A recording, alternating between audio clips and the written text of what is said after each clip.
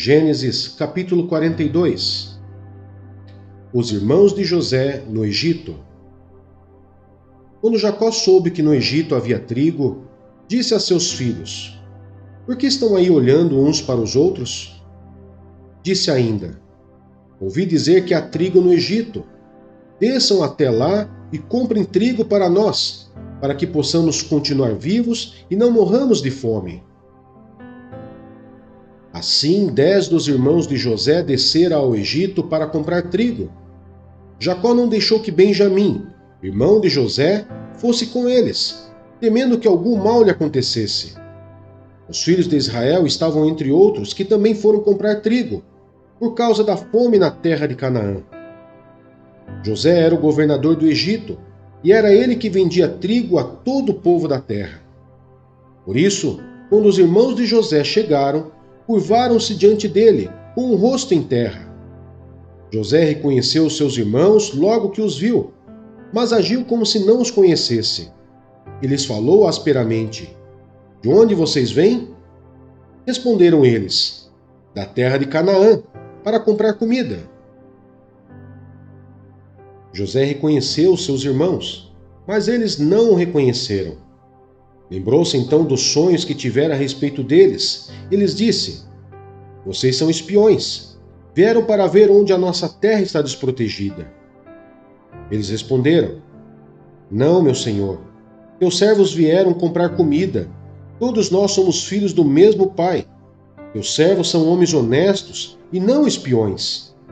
Mas José insistiu: Não, vocês vieram ver onde a nossa terra está desprotegida. E eles disseram: Teus servos eram 12 irmãos, todos filhos do mesmo pai, na terra de Canaã. O caçula está agora em casa com o pai, e o outro já morreu. José tornou a afirmar: É como lhes falei, vocês são espiões. Vocês serão postos à prova. Juro pela vida do faraó que vocês não sairão daqui, enquanto o seu irmão caçula não vier para cá. Mandem algum de vocês buscar o seu irmão, enquanto os demais aguardam presos. Assim ficará provado se as suas palavras são verdadeiras ou não.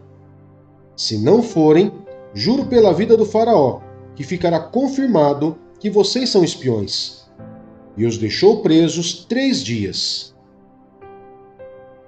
No terceiro dia, José lhes disse: Eu tenho temor de Deus.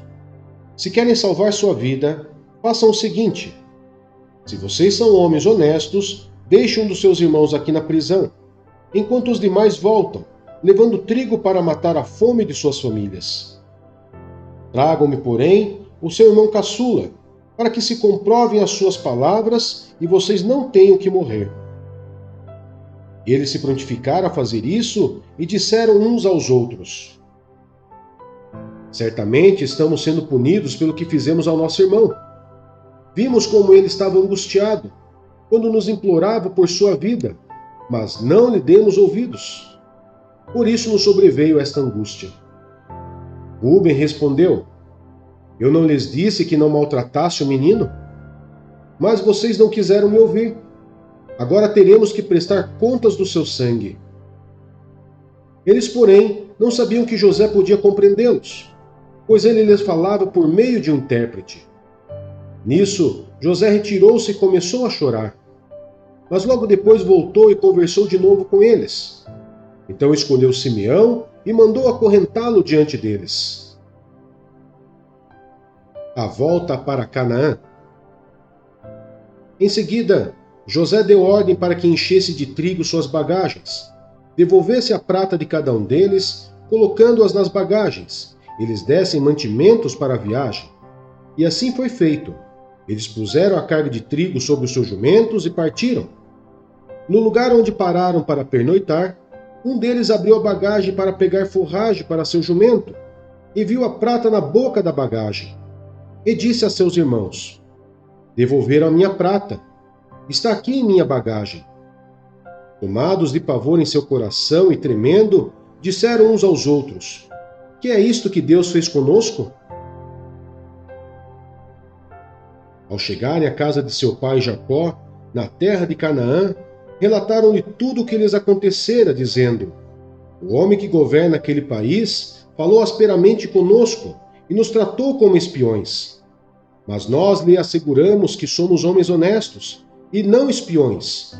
Dissemos também que éramos 12 irmãos, filhos do mesmo pai, e que um já havia morrido, e que o caçula estava com nosso pai em Canaã.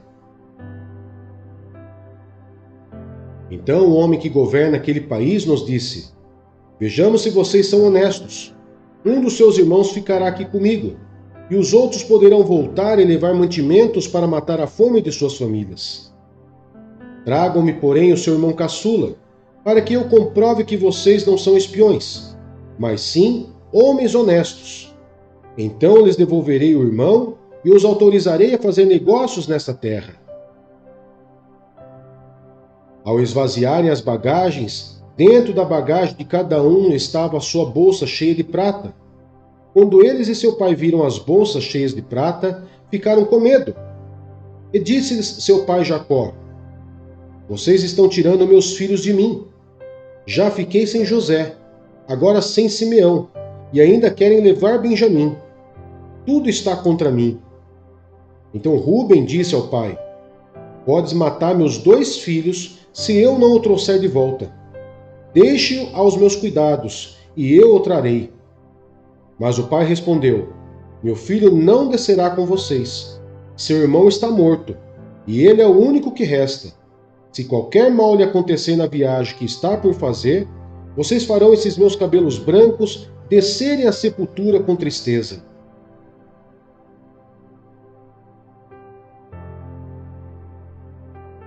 Marcos, capítulo 12. A parábola dos lavradores. Então Jesus começou a lhes falar por parábolas. Certo homem plantou uma vinha, colocou uma cerca ao redor dela, cavou um tanque para prensar as uvas e construiu uma torre. Depois arrendou a vinha a alguns lavradores e foi fazer uma viagem. Na época da colheita, enviou um servo aos lavradores, para receber deles parte do fruto da vinha. Mas eles o agarraram, o espancaram e o mandaram embora de mãos vazias. Então enviou-lhes outro servo, e lhe bateram na cabeça e o humilharam. E enviou ainda outro, o qual mataram. Enviou muitos outros, e alguns bateram, a outros mataram. Faltava-lhe ainda um para enviar, seu filho amado. Por fim o enviou, dizendo: A meu filho respeitarão. Mas os lavradores disseram uns aos outros: Este é o herdeiro. Venham, vamos matá-lo, e a herança será nossa.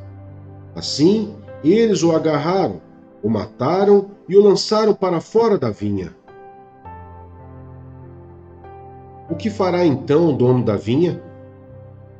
Virá e matará aqueles lavradores e dará a vinha a outros. Vocês nunca leram essa passagem das Escrituras? A pedra que os construtores rejeitaram tornou-se a pedra angular. Isso vem do Senhor, e é algo maravilhoso para nós. Então começaram a procurar um meio de prendê-lo, pois perceberam que era contra eles que ele havia contado aquela parábola. Mas tinha medo da multidão, por isso o deixaram e foram embora. O pagamento de imposto a César. Mais tarde enviaram a Jesus alguns dos fariseus e herodianos para o apanharem em alguma coisa que ele dissesse. Estes se aproximaram dele e disseram: Mestre, sabemos que és íntegro e que não te deixas influenciar por ninguém. Por que não te prendes à aparência dos homens, mas ensinas o caminho de Deus conforme a verdade? É certo pagar imposto a César ou não? Devemos pagar ou não? Mas Jesus, percebendo a hipocrisia deles, perguntou: Por que vocês estão me pondo à prova? Tragam-me um denário, para que eu o veja. Eles lhe trouxeram a moeda, e ele lhes perguntou: De quem é esta imagem e esta inscrição? De César, responderam eles. Então Jesus lhes disse: Deem a César o que é de César, e a Deus o que é de Deus. E ficaram admirados com ele. A realidade da ressurreição. Depois os saduceus, que dizem que não há ressurreição, aproximaram-se dele com a seguinte questão: Mestre, Moisés nos deixou escrito que se um homem morrer e deixar mulher sem filhos, seu irmão deverá casar-se com a viúva e ter filhos para seu irmão. Havia 7 irmãos. O primeiro casou-se e morreu sem deixar filhos. O segundo casou-se com a viúva, mas também morreu sem deixar filhos. O mesmo aconteceu com o terceiro. Nenhum dos 7 deixou filhos. Finalmente, morreu também a mulher. Na ressurreição, de quem ela será esposa, visto que os 7 foram casados com ela? Jesus respondeu: Vocês estão enganados, pois não conhecem as Escrituras nem o poder de Deus. Quando os mortos ressuscitam, não se casam nem são dados em casamento, mas são como os anjos nos céus. Quanto à ressurreição dos mortos, vocês não leram no livro de Moisés, no relato da sarça, como Deus lhe disse: Eu sou o Deus de Abraão, o Deus de Isaque e o Deus de Jacó? Ele não é Deus de mortos, mas de vivos. Vocês estão muito enganados. O maior mandamento. Um dos mestres da lei aproximou-se e os ouviu discutindo. Notando que Jesus lhes dera uma boa resposta, perguntou-lhe: De todos os mandamentos, qual é o mais importante? Respondeu Jesus: O mais importante é este: Ouça, ó Israel, o Senhor, o nosso Deus, o Senhor é o único Senhor. Ame o Senhor, o seu Deus, de todo o seu coração, de toda a sua alma, de todo o seu entendimento e de todas as suas forças. O segundo é este: ame o seu próximo como a si mesmo. Não existe mandamento maior do que estes. Muito bem, mestre, disse o homem. Estás certo ao dizeres que Deus é o único e que não existe outro além dele. Amá-lo de todo o coração, de todo o entendimento e de todas as forças, e amar ao próximo como a si mesmo é mais importante do que todos os sacrifícios e ofertas. Vendo que ele tinha respondido sabiamente, Jesus lhe disse: Você não está longe do reino de Deus. Daí por diante, ninguém mais ousava lhe fazer perguntas. O Cristo é Senhor de Davi. Ensinando no templo, Jesus perguntou: Como os mestres da lei dizem que o Cristo é filho de Davi? O próprio Davi, falando pelo Espírito Santo, disse: O Senhor disse ao meu Senhor: Senta-te à minha direita, até que eu ponha os teus inimigos debaixo de teus pés. O próprio Davi o chama Senhor. Como pode então ser ele seu filho? E a grande multidão o ouvia com prazer. Ao ensinar, Jesus dizia: Cuidado com os mestres da lei. Eles fazem questão de andar com roupas especiais, de receber saudações nas praças e de ocupar os lugares mais importantes nas sinagogas e os lugares de honra nos banquetes. Eles devoram as casas das viúvas e, para disfarçar, fazem longas orações. Esses receberão condenação mais severa. A oferta da viúva. Jesus sentou-se em frente do lugar onde eram colocadas as contribuições e observava a multidão colocando dinheiro nas caixas de ofertas. Muitos ricos lançavam ali grandes quantias. Então a viúva pobre chegou-se e colocou 2 pequeninas moedas de cobre de muito pouco valor. Chamando a si os seus discípulos, Jesus declarou: Afirmo-lhes que esta viúva pobre colocou na caixa de oferta mais do que todos os outros. Todos deram do que lhe sobrava, mas ela, da sua pobreza, deu tudo o que possuía para viver.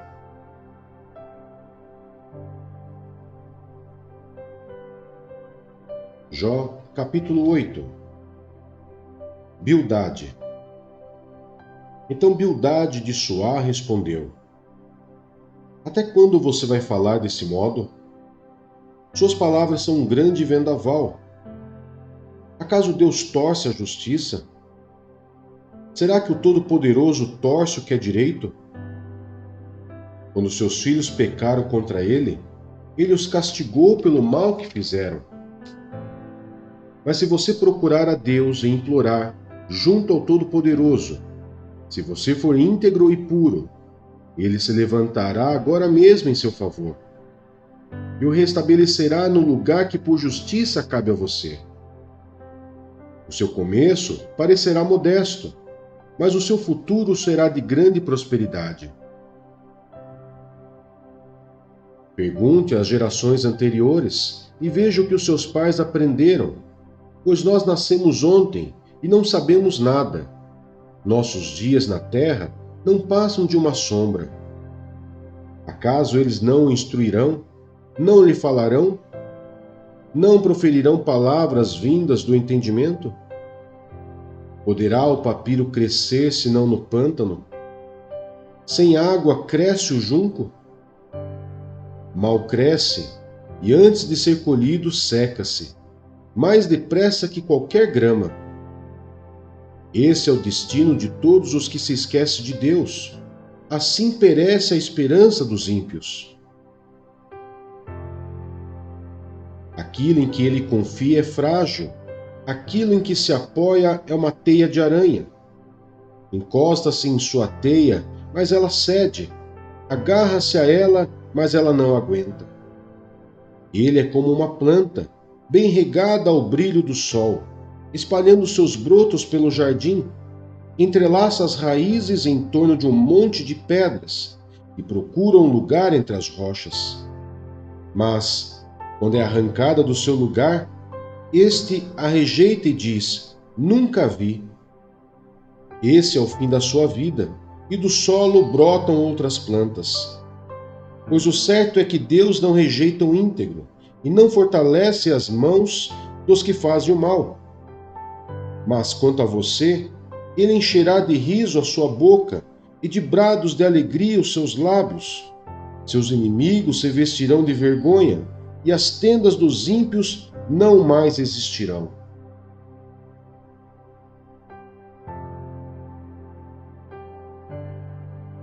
Romanos, capítulo 12. Sacrifícios vivos.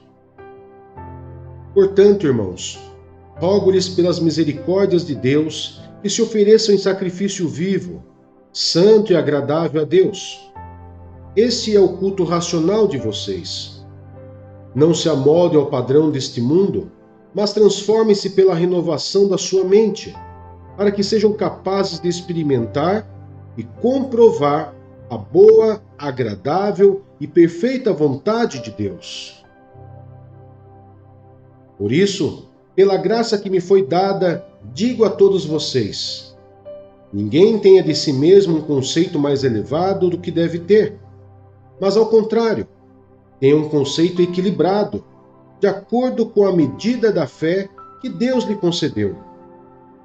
Assim como cada um de nós tem um corpo com muitos membros, e esses membros não exercem todos a mesma função, assim também em Cristo, nós, que somos muitos, formamos um corpo, e cada membro está ligado a todos os outros.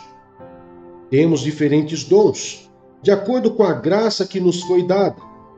Se alguém tem o dom de profetizar, use-o na proporção da sua fé. Se o seu dom é servir, sirva. Se é ensinar, ensine. Se é dar ânimo, que assim faça. Se é contribuir, que contribua generosamente. Se é exercer liderança, que a exerça com zelo. Se é mostrar misericórdia, que o faça com alegria. O amor.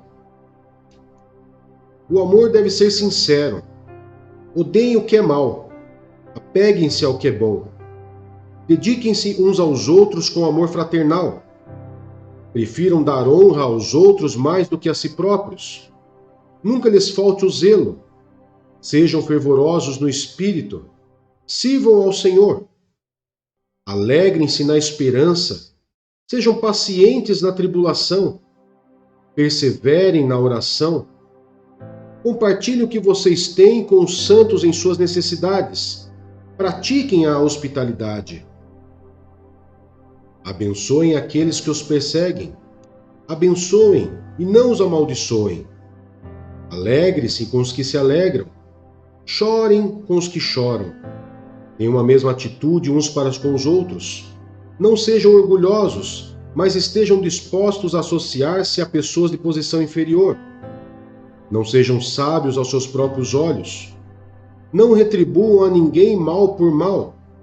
Procurem fazer o que é correto aos olhos de todos. Façam todo o possível para viver em paz com todos. Amados, nunca procurem vingar-se, mas deixem com Deus a ira, pois está escrito: minha é a vingança, eu retribuirei, diz o Senhor. Ao contrário, se o seu inimigo tiver fome, dê-lhe de comer. Se tiver sede, dê-lhe de beber. Fazendo isso, você amontoará brasas vivas sobre a cabeça dele. Não se deixem vencer pelo mal, mas vençam o mal com o bem.